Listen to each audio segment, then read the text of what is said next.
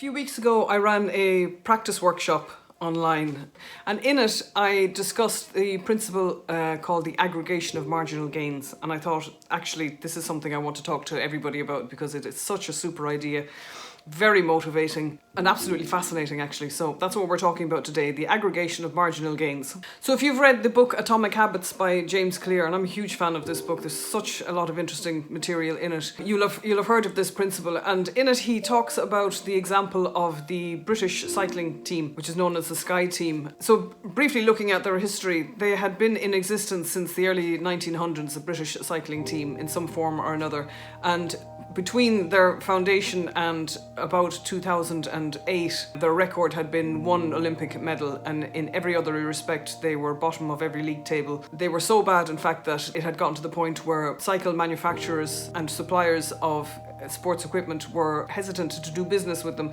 because they didn't want to be associated with a losing team, essentially. So what happened in the early 2000s was that they hired a new performance director, a man called David Brailsford, and he brought in this idea of the aggregation of marginal gains. His thinking was, we're not going to make a huge change to everything overnight and hope that that makes some difference. What we're going to do instead is we're going to look for every tiny improvement that we can make in a lot of different areas, and we're going to see if all those little improvements add up to something greater than the sum of its parts. So his principle was that if you can make an improvement of 1% in a lot of different areas, that adds up to a substantial improvement overall. And in fact, you may have come across a version of this idea that's very popular in Japan called Kaizen, which translates roughly as continuous improvement. And in Kaizen, it's applied mainly to business, actually. We're constantly looking for areas that can be improved in the way a business is run, in everything from marketing to manufacturing to business dealings, to every angle of it that you can think of. Always looking for that very small improvement that can be made easily, that adds up to continuous improvement over time. So what David Brailsford did was he looked at every aspect of the British cycling team. He looked at the seats of the bicycles, the tyres, the helmets and clothes that they were wearing, their hygiene habits, their sleep habits, their diet, their recovery time, every aspect, and he made very small tweaks. He brought in a surgeon, for example, to teach them how to wash their hands so that they'd be less prone to catching colds. He changed the material that their sports gear was made out of so that it would regulate their body temperature better. He had the inside of the van that transported their bicycles painted white so that they could see more clearly if there was any dust that might actually affect the performance of the bicycles. So dozens of little changes like that, and the effect was that in the 10 years or so that he was with them as performance director, as their coach, they went from bottom of the league table essentially to top of the league table. In the 2008 and 2012 Olympics, they pretty much cleaned up. They won 60 or 70% of all the medals going, and they won international competitions in every year that he was with them. I think they won the Tour de France 4 times while he was there, and many world championships. And the great thing about this principle is that it can be applied to pretty much anything. You can apply it in your personal life, to your health, to your work, to anything that you want to improve. You can look for these small, tiny improvements that you can make over time and know that they will lead to a bigger improvement than you'd expect from just looking at each of them individually. And this is something that we can 100% apply in piano. There's so many different areas in piano that we can be improving on all the time. The formula that James Clear came up with in his book is that if you improve by 1% every day, then in the course of a year,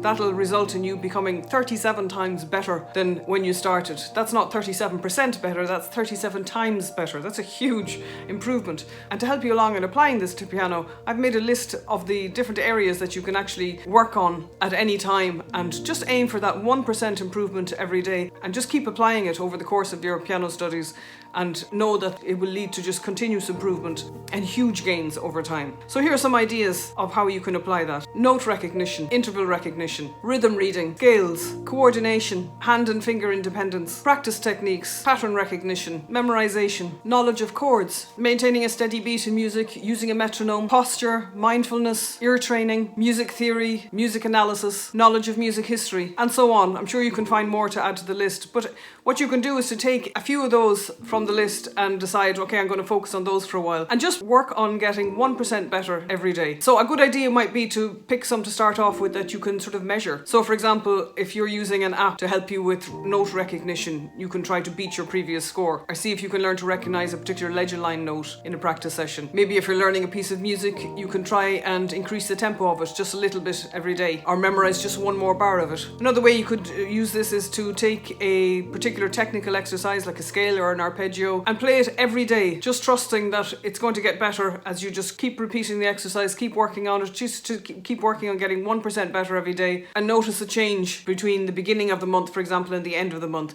You might do a before and after video as you work on a particular challenge, a particular technical exercise, a particular piece of music. Maybe make a note in your practice notebook of what your 1% is going to be on a particular day. Maybe you're going to aim to make fewer mistakes in a particular scale. Maybe there's a particular mistake in a piece that you keep making that you're going to zone in on and make that your 1%, that small change, that correct fingering in a particular bar, and focus on the quality of playing. There's a great interview with the actor Will Smith, and he talks about his experience as a child of having to build a wall. His father decided they were building a wall outside his business, and it took them a year and a half to put every block in place. And he relates how at the beginning of the year, or the beginning of the project, he thought it would never be finished. It looked like an impossible job. But over time he just got used to the idea of putting one brick down and making that the best brick that was ever laid down before he put on the next brick. And by the end of it, suddenly they had a wall that he never thought was possible. And it's the same idea. So each of those bricks representing a 1% improvement somewhere in your music, that over time, the end of a year, year and a half, that you'll notice has led to an edifice of musical excellence that you can take forward with you. And if you focus on the 1%, the 100% will take care of itself. So if the 1% is the process, your goals will look after themselves. I think too often we set ourselves these huge goals that involve,